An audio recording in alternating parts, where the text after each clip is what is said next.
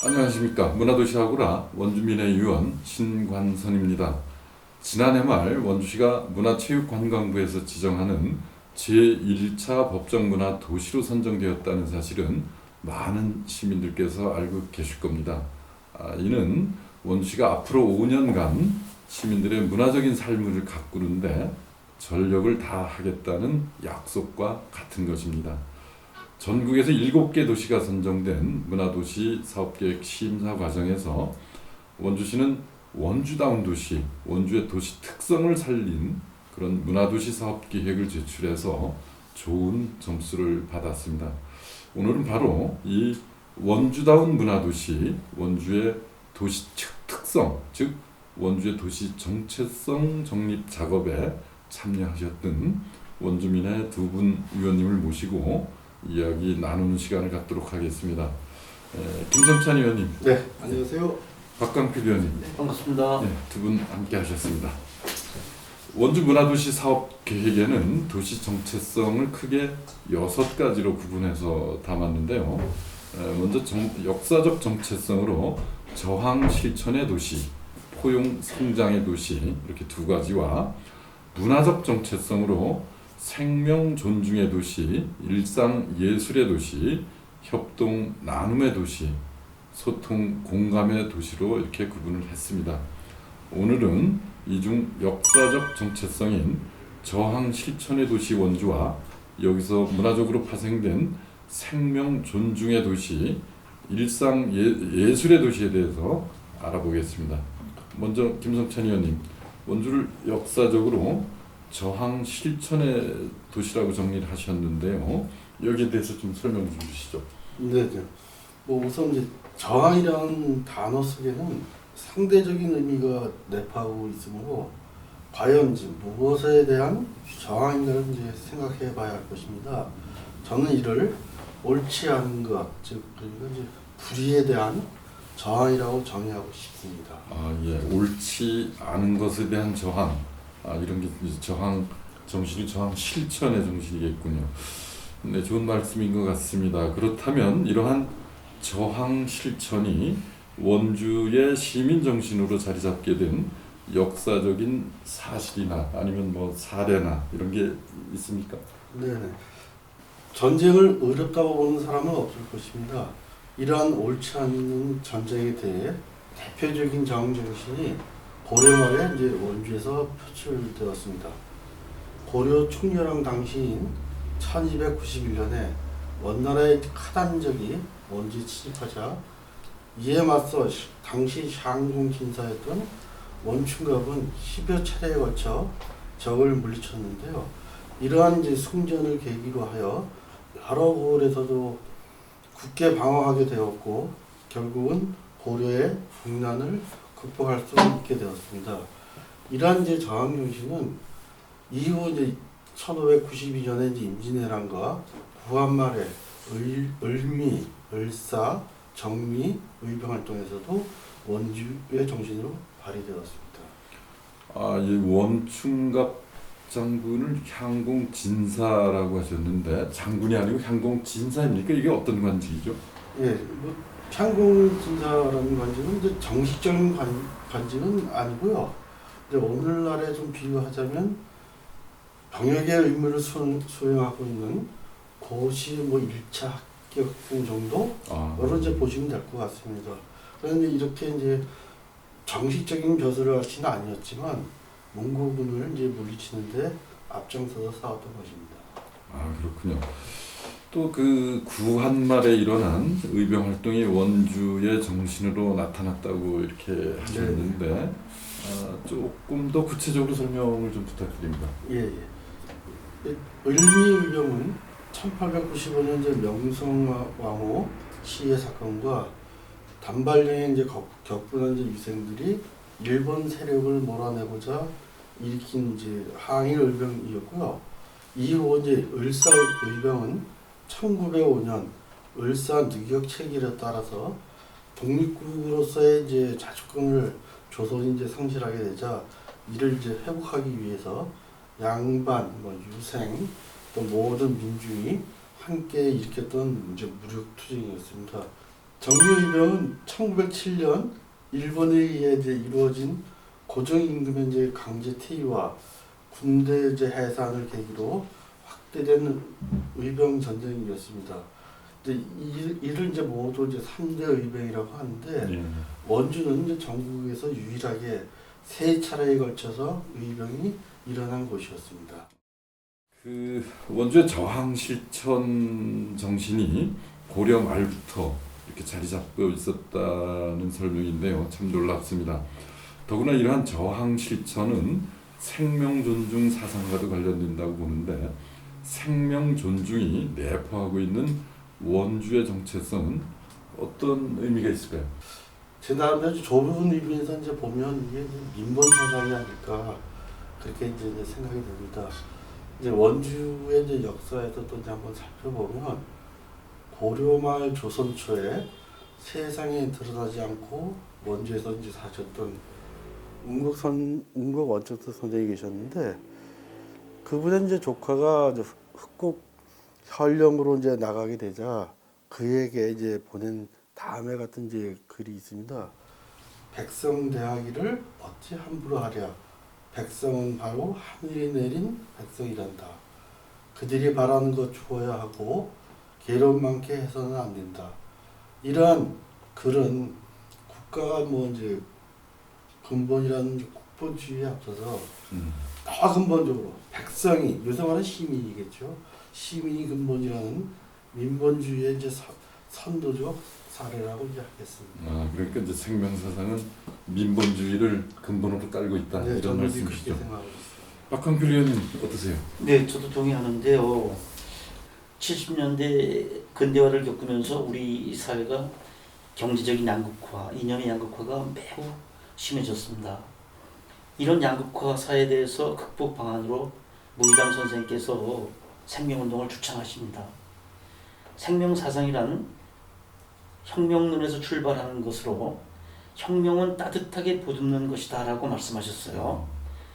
혁명은 새로운 삶과 변화가 존재되어야 하는데 새로운 삶이란 폭력으로 상대를 없애는 게 아니고 닭이 병아리를 구하듯이 자신의 마음을 다 바쳐서 노력하는 것이라고 말씀하셨습니다.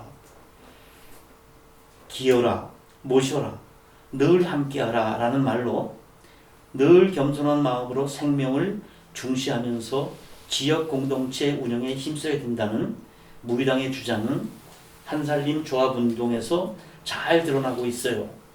80년대 중반 기존의 변혁운동의 반성과 함께 그 대안으로 생명사상이 성숙하게 되어 원주의 정체성을 나타내는 큰 줄기가 아닌가 생각됩니다. 예, 무의당 선생님의 생명 존중 사상, 다시 말해 자연 환경을 통해서 생명 도시의 중요성을 강조했다는 것이 참 놀랐습니다. 자연이 존중받지 못하면 그 속에서 살아가는 인간들도 존중받을 수 없다는 것은 지금 우리가 현실적으로 충분히 느끼고 있는 문제들이라고 이해가 됩니다. 저항 실천 사상의 또 다른 측면으로는 일상 예술 분야라고 볼 수 있는데요. 일상 예술에서의 저항 실천이란 시민들의 자발적인 실천력이라고도 할 수 있을 것 같습니다. 일상 예술 분야에서 원주의 역사적인 정체성을 찾는다면 어떤 것이 있을까요? 우리 김석현 의원 설명해 주시죠. 원주의 옛 지리지 이제 기록을 보면 다른 지역과는 달리 원주의 선비들은 문학을 숭상한다는 기록이 있습니다. 여기에서 이제 문학은 문예와 학문을 뜻합니다. 다시 말해서 이제 문예는 일반적으로 말하는 문학을 비롯한 이제 모든 예술의 총칭이고요. 학문은 이제 지식을 체계적으로 배워서 이제 익힌다는 일을 이제 말합니다. 네, 이러한 이제 원주의 이제 선비들이 이제 문학을 숭상했다고 하는 이제 단적인 예를 이제 찾아볼 수가 있는데요. 조선 시대는 이제 한 230여에 걸쳐서 이제 생원과 진사를 뽑는 이제 시험이 이제 실시되었는데 그 당시에 이제 모든 합격자 수를 이제 비교해 보니까 지금도 가장 큰 서울, 그다음에 이제 경상도의 안동, 그다음에 이북 쪽이 개성 다음으로 원주가 네 번째로 이제 합격자 수가 많았다고 합니다. 근데 이런 이제 시험도 보면 생원 시험은 이제 유교 경전, 예. 그다음에 이제 진사 시험은 요새 말하면 문예 창작 시험이라고 이제 할 수 있으니까 아마도 이제 이때부터 조선 시대부터도 이미 원주가 이제 문화도시로 되기 전 이 기틀이 이제 갖춰졌다고 이제 볼 수 있겠습니다. 물론 이제 이러한 기틀은 오늘날 우리가 이제 문화도시가 되는 현재까지도 이어졌다고 이제 생각이 되고 있습니다. 예, 그러니까 이제 이 생원 지인사 시험이 일반적으로 뭐 과거 시험 이렇게 보면 되는 겁니다. 네, 이제 과거 이제 초시라고 할 수가 과거 있는데 시험의 초시. 지금 말하는 모든 문예 그 학문의 아주 총체적인 기본적인 시험이라고 보시면 될 것 같습니다. 그 시험에서 그러니까 원주가 전국 도시 네네. 중에 네 번째로 네네. 많은 합격자가 있었다. 네, 근데 이런 아마 이제 말씀이시죠? 통계는 이제 안 나왔지만 인구 대비로 하면 혹시나 원주가 최고로 많은 합격자가 나오지 않았을까 감히 그런 상상도 해봅니다. 아, 예, 그렇군요. 박강필 의원님 어떻게 생각하세요? 네, 같은 생각인데요. 김성찬 위원께서 생명사상의 원론을 운곡 원천석 선생의 민본사상에서 찾을 수 있다고 말씀하셨거든요. 예. 그런데 일상예술 분야에서도 운곡 원천석 선생을 거론할 수 있을 것 같습니다. 예. 흥망이 유수하니 만올 때도 주초로다. 500년 왕업이 목적에 붙였으니 석양에 지나는 객이 눈물개워 하노라. 우리 모두 알고 있는 이 시조인데요.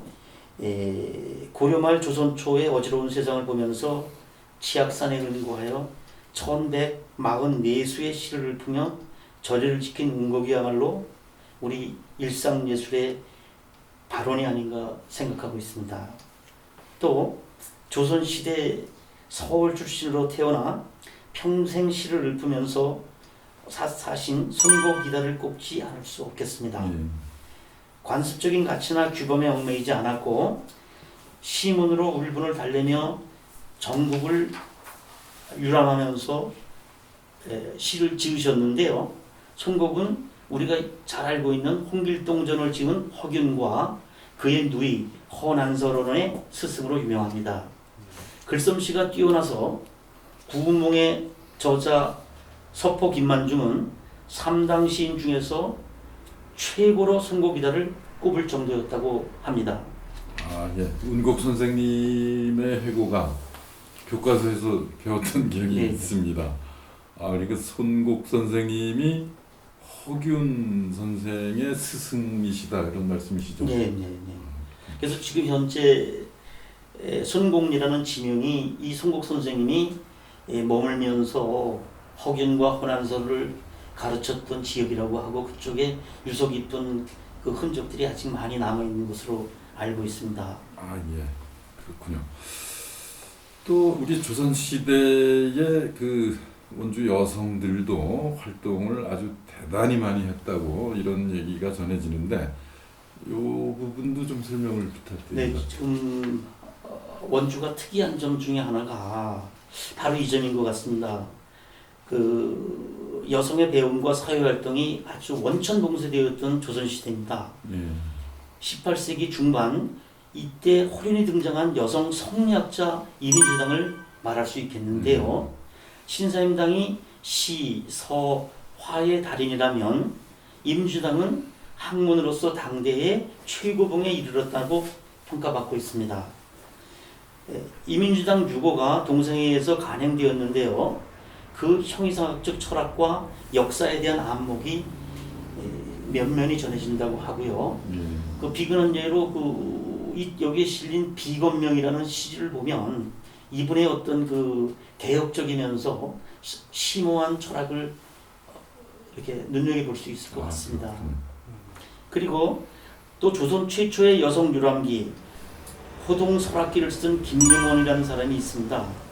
14살에 남장을 하고 금강산을 여행했던 것만큼이나 조선 최초로 여성 시인들의 모임을 연 것 또한 이분이라고 합니다.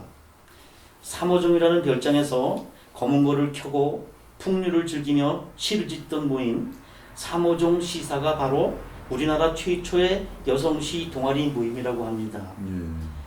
남편의 죽음을 슬퍼하며 쓴 김금원의 제문을 읽고 지아비를 잃은 이의 슬픔이 조초하면서도 단아하고 비통하면서도 아름답습니다. 사람을 감동시킬 수 있는 것은 물론이거니와 어찌 이리도 뛰어난 글이란 말입니까? 라고 추사 김정희는 탐복했다고 합니다. 같은 시대의 천재 시인 반화당 박죽서도 있습니다. 예. 중국 한유와 소동파의 영향을 받았다는 평가를 받고 있는 죽서 시집 166수가 지금 현재 전해지고 있고요. 반화당, 즉 반벙어리라는 호를 특이하게 지은 것을 보면 서녀로서 태어나 소실로 산 30년의 짧은 삶을 대변하는 듯도 합니다. 김근엄과 함께 삼호종 시사의 한 멤버였던 박죽서의 요절로 우리나라 최초의 여루시 모임 삼호종 시사가 중단되었다고 하는군요. 아 그렇군요. 임윤지당과 김금원, 박죽서까지 이렇게 살펴봤는데 여기서 삼호정 시사가 우리나라 최초의 여성 시 동아리, 시 동인 뭐 이렇게 보시면 되겠습니까? 그렇게 보여지고요. 네.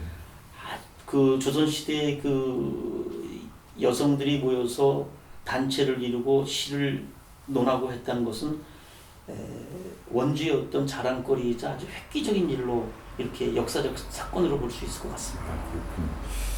아, 그렇군요. 또 그 대하소설 토지의 작가 박경리 선생님도 우리 원주에서 활동을 하셨죠? 네, 이분이야말로 부연 설명이 필요 없을 정도로 유명하신 분인데요. 이분은 1926년도 통영, 그 당시 충무죠. 통영에서 출생하여 1969년도에 대하소설 토지를 연재를 시작합니다. 이 유명한 박경리 선생은 1980년에 지금의 박경리 문학공원 자리인 원주시 단구동에 정착을 하게 됩니다. 1994년 8월까지 26년간 한국현대문학사의 한 획을 그은 토지 전체를 탈곡하셨는데요. 2008년 작고하기까지 지역의 문화예술계는 물론 우리나라 문학계에 끼친 영향은 가늠이 힘들 정도로 대단하여 일상예술의 도시 원주의 정체성을 특정 지우는 데는 대들보 같은 분이라고 말할 수 있을 것 같습니다. 예, 그렇습니다. 민본 사상을 주장한 운곡 원천석 선생부터 박경리 선생까지 이어지는 시대의 일상생활이 지금을 살아가는 우리 원주의 기본적인 가치로 이어지고 있다는 것에 다시 한번 자부심을 느낍니다.